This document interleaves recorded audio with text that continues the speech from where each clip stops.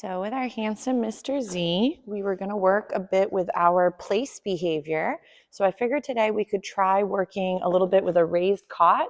Again, if your pup is not familiar with having a raised dog bed, you can of course be using just a flat target like an old bath mat or a towel.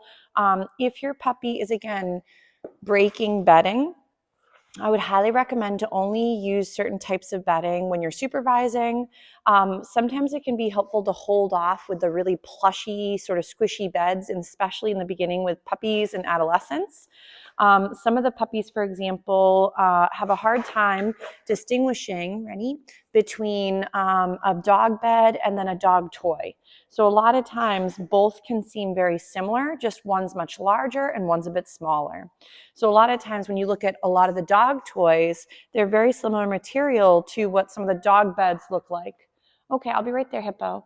So a lot of times when working with dog beds, I recommend to, for example, get ones that are easy to put away and that are not too plushy and squishy.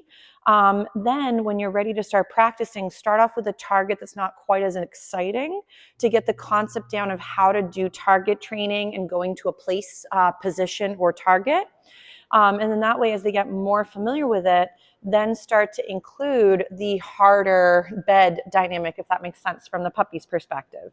So if in the beginning they try to just wrestle with the blanket or play with something, pick something that is not quite as enriching from their perspective or exciting, and then feed for moments where they're doing some softness on the target, and then take it away when you're done.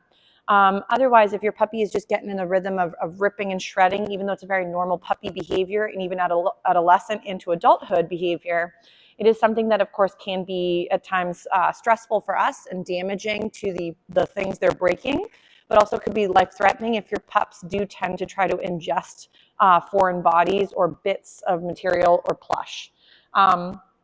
So we're going to work a little bit more with the stay position on the target bed, but I just need to go help Ebba real quick with something, and we'll continue with this exercise in just a moment. I'm going to give him a couple little snacks, and we'll dive into that stay position on the target bed.